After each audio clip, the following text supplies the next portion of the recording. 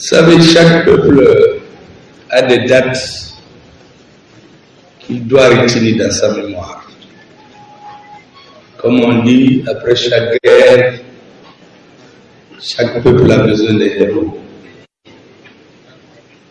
Notre héros, la rectification, il est connu de tous les Maliens. Il s'appelle le colonel Assimi Goïta.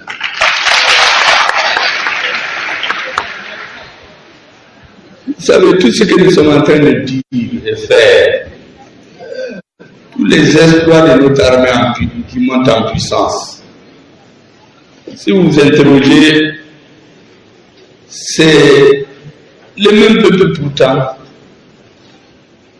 les mêmes hommes, le même pays, avec des circonstances plus difficiles encore parce qu'on l'a laissé en plein vol.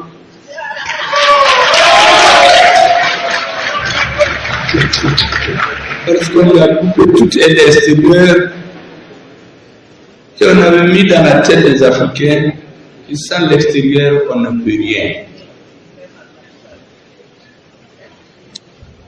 L'embargo qui a été prononcé par nos frères de la CEDEAO et de l'UEMOA, vous vous rappelez, pendant que c'est très difficile, je vous ai toujours dit dans tous les meetings que c'est une brouille passagère.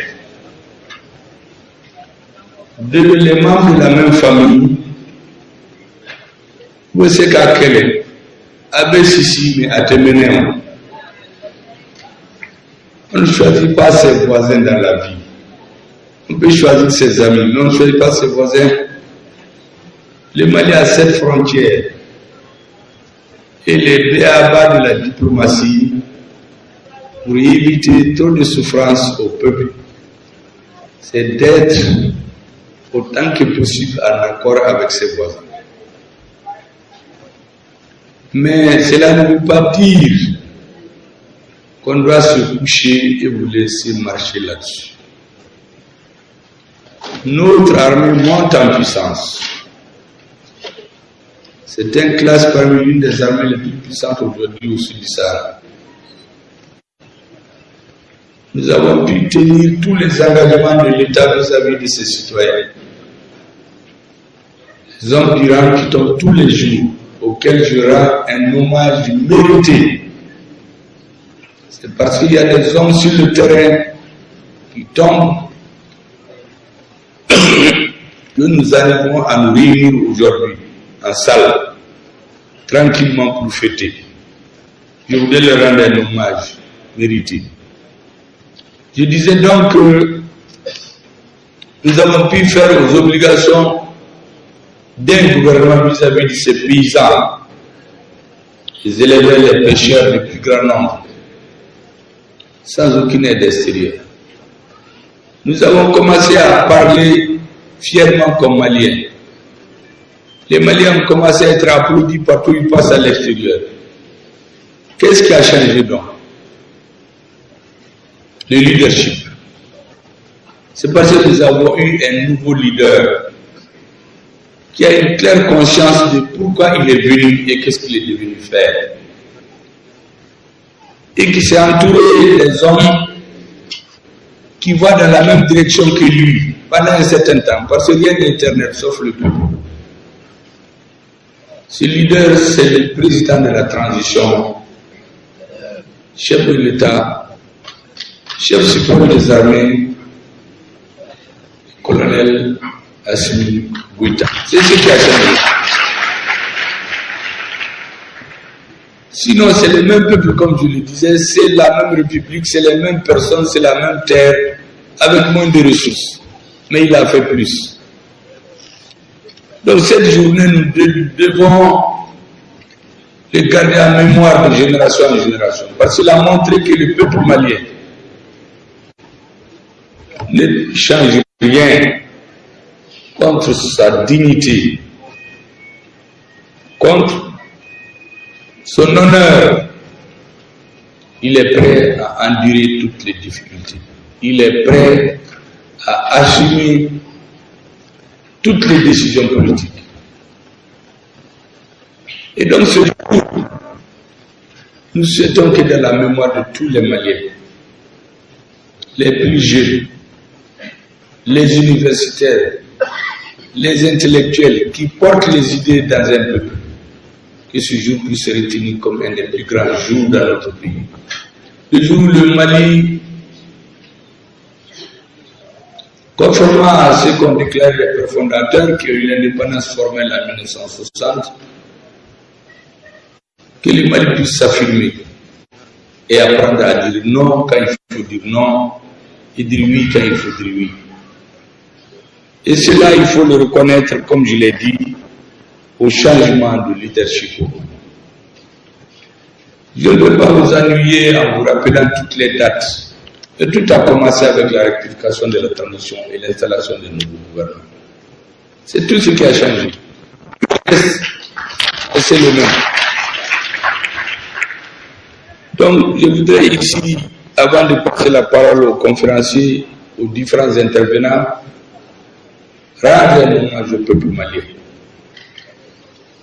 Vous rendre un hommage et rendre un hommage au président de la transition. Vous avez bien parlé du Premier ministre.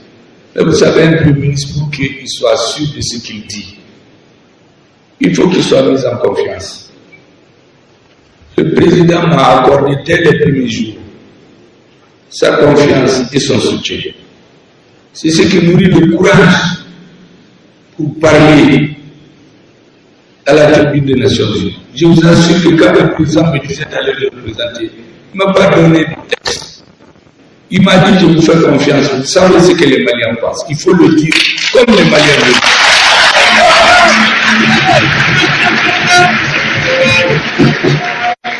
Le ministre de l'administration, c'est sur place. Devenu ministre d'État, le ministre d'État.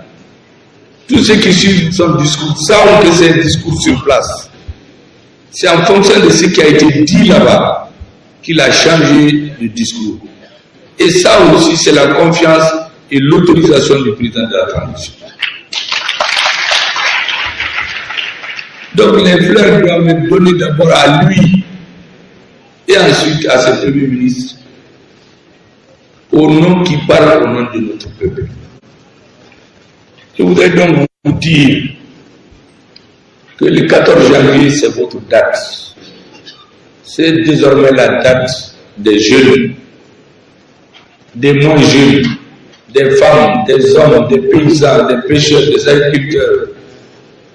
Et pour qu'elle soit perpétuée, il faut que les intellectuels les prennent en main. Que la jeunesse chante le 14 janvier, exactement comme le 14 janvier 2002 à la place de l'indépendance. Nous sommes aujourd'hui le 14 janvier 2023. Il faut que la jeunesse chante comme le 14 janvier 2022 à la place de l'indépendance. Ce n'était pas par hasard ce jour-là que nous sommes habillés en tenue militaire.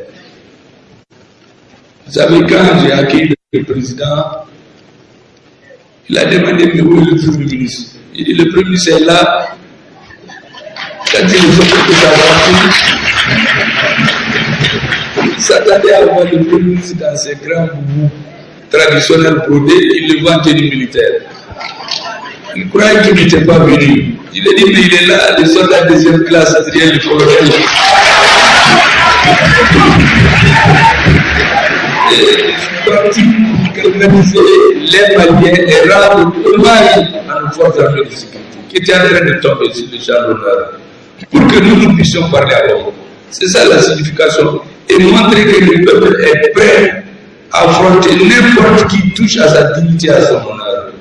C'est ce que je voulais montrer ce jour.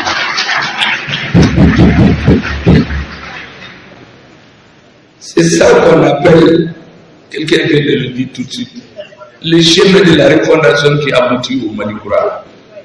Vous attendez maintenant dans les discours de tous les responsables, rectification de la transition, assise nationale de la refondation, Manikoura, c'est des termes usuels aujourd'hui.